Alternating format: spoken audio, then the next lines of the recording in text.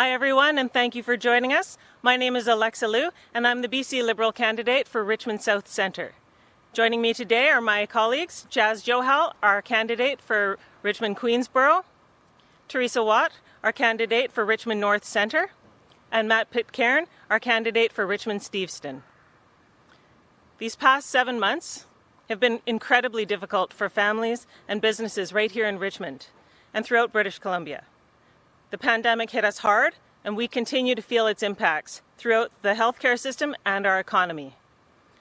I've seen small businesses and owners struggling with the initial closure of their businesses, and they're now having difficulty staying open as tourism has decreased and people are reluctant to come out and visit small businesses and restaurants, which are the backbone of our economy here in Richmond and British Columbia.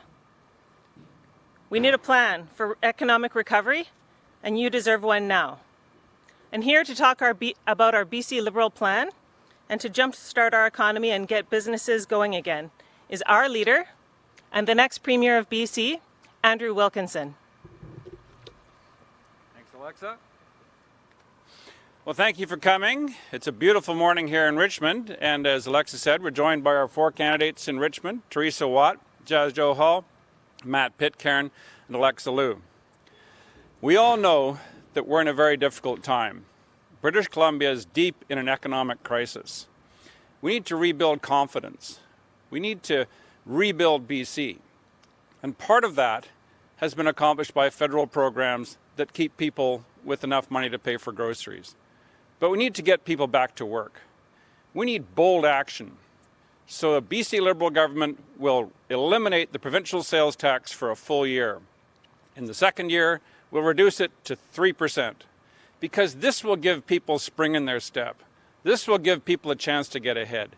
This will build British Columbia by bringing in investment and giving people the confidence to get back involved in our economy. A major cut in provincial sales tax to 0 in the first year and 3% in the second year gives people a chance to get ahead. It gives people a chance to go out and do the things they want to do, to get out into restaurants, to enjoy life. And that's what we want to do right here in British Columbia. This is a bold decision, and it means that we will have the chance to rebuild British Columbia the way we want it. So we're happy to take questions. Great, thanks everyone. So first question, we will go to Rob Shaw from the Vancouver Sun. Go ahead, Rob. Hi, Andrew. I guess the first question is, that's a $7 billion tax that's being eliminated for a year. Do you find a way to offset that lost revenue or just add it to the deficit, or what is your plan for that missing money? Everyone knows that we're in a big economic crisis, and this is not a time to worry about the details so much as to get people back to work. And one of the ways to get people back to work is to stimulate the economy by reducing taxes, and that's exactly what we're going to do. As Rob has said, it's a $6.88 billion issue that comes with the reduction of sales tax to 0% in the first year. But we believe that British Columbians will benefit from that by building confidence and getting people involved in the economy like never before. Do you have a follow-up, Ralph? Thanks. So we haven't seen your platform, but I'm assuming that in this year you're running a deficit in a provincial budget, or you are planning to somehow. Well, I guess maybe that's the question. Are you planning on running a deficit with this $7 billion loss, and do you have a plan for a particular year to get the budget balanced again, or can you outline that for us? Every government in the Western world is anticipating deficit spending for the next few years. That's the fact of the matter, to pay for health and education, to maintain the services we want, to build all the projects that are already underway, and we'll be announcing more projects to come. But the idea is that we've got to stimulate this economy, we've got to give people confidence, we've got to rebuild BC, and that means that we're going to get rid of the sales tax for a full year and reduce it to 3% in the second year. Great, thanks. We'll go to the next question. That's Binder Sajan from CTV. Go ahead, Binder. Hi, I'm just wondering, are you looking at other tax breaks, such as cutting some of the ones that the NDP brought in? Well, the NDP, as we know, brought in 23 new or increased taxes. This affected everybody in this province, so your tax bill went up. We're talking about a way to give people a chance to get ahead.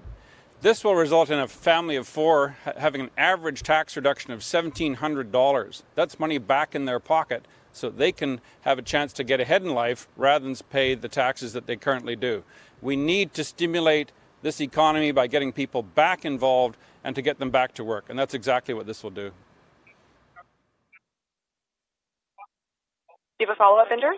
Yeah, and obviously we haven't seen the costing here for all of this, but I'm just wondering, is a Liberal government willing to increase the deficit, or would a Liberal government be willing to increase the deficit that we're already expecting in BC?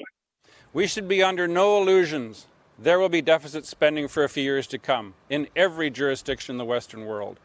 But that doesn't mean that we just back off and let people suffer. What we have to do is stimulate this economy, get people back to work, bring in investment, and rebuild the confidence that we have lost and get people working again. Great, thanks, Bender. Next question will go to Justin McElroy from CBC. Go ahead, Justin.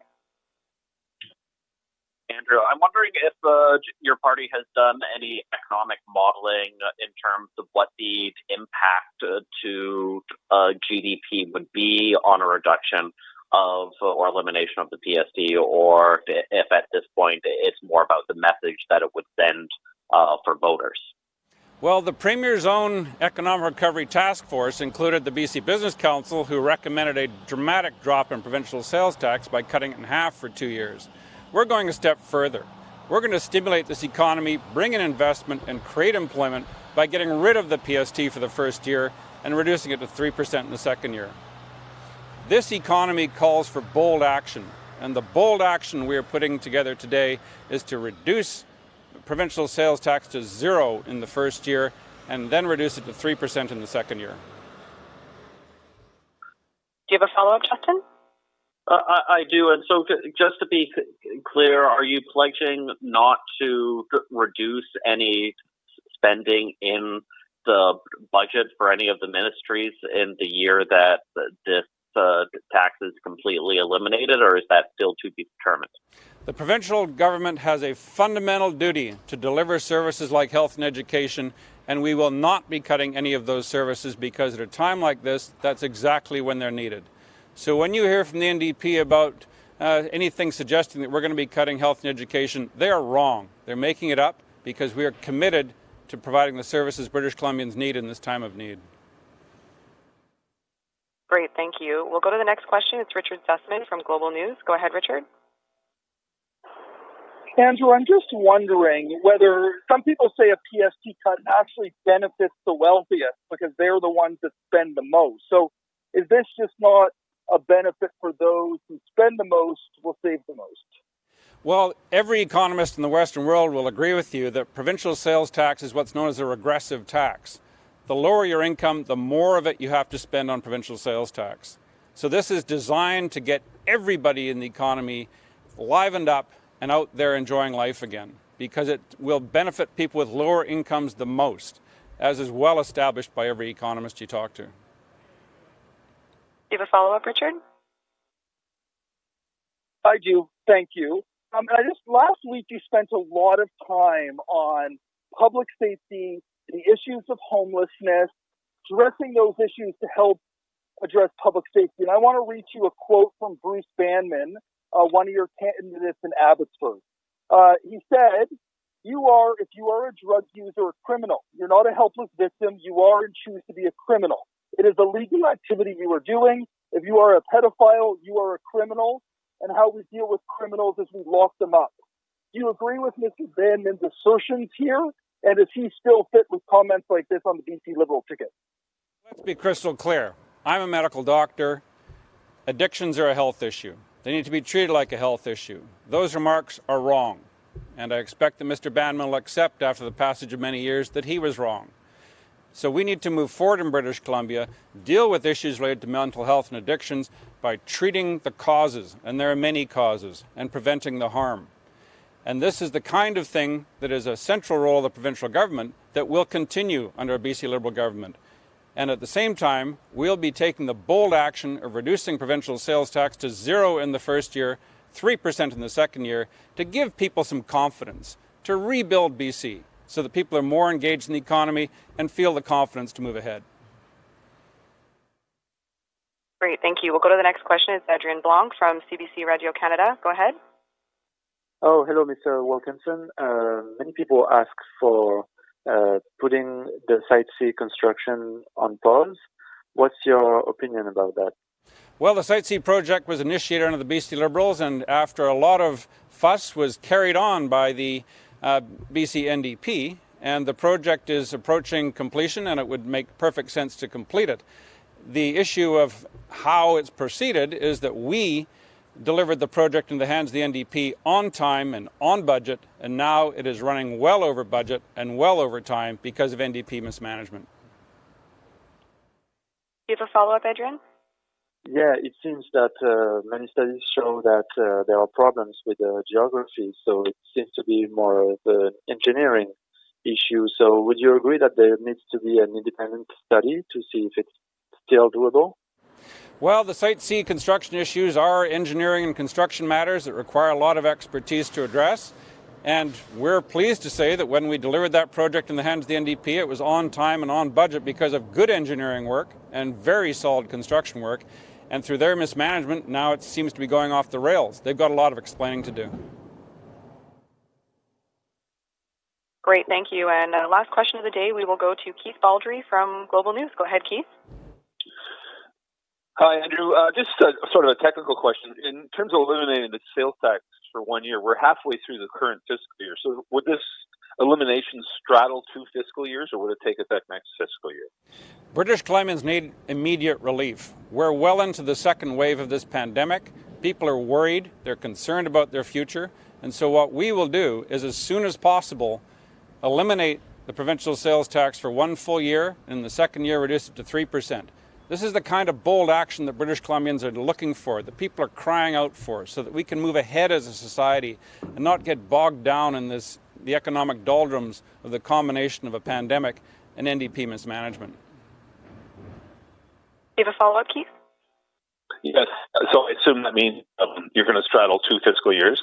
Just as a follow-up, just in your response to Richard's question about Bruce Banman, are you expecting or demanding Mr. Banman to clarify or withdraw those remarks? Well, I certainly expect that there'll be a complete withdrawal of those remarks because they're well out of date and not in step with current thinking. We need to be clear. Mental health issues are a medical problem. They're an issue where people are dealing with diseases. We need kindness, as Dr. Henry has suggested. And addictions are similarly a medical disorder of various causes. And the causes need to be treated so that we can treat those causes and prevent the harm. Great, thanks everyone. That's all the time we have for today. Thank you very much. Thanks everybody. Great to see you. Lovely day in Richmond.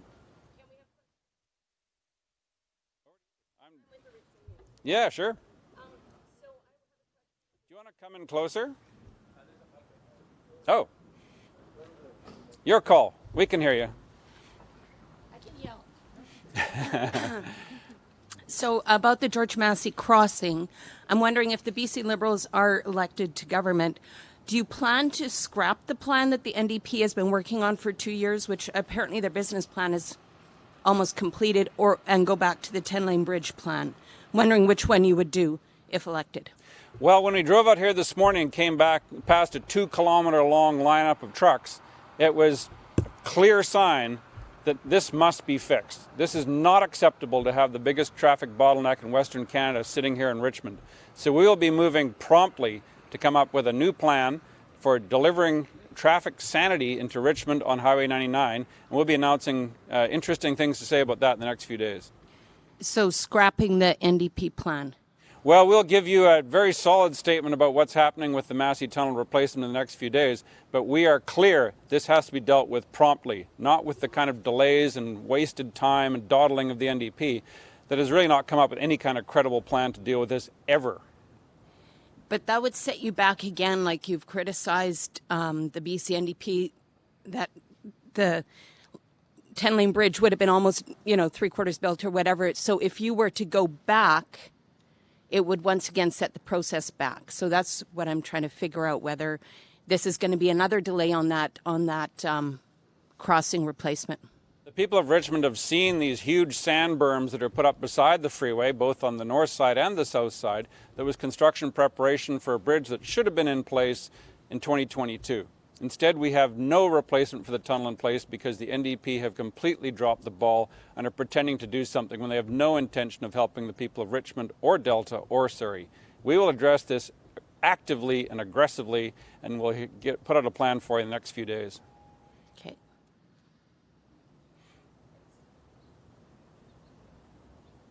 Okay, thanks, folks. Lovely day in Richmond.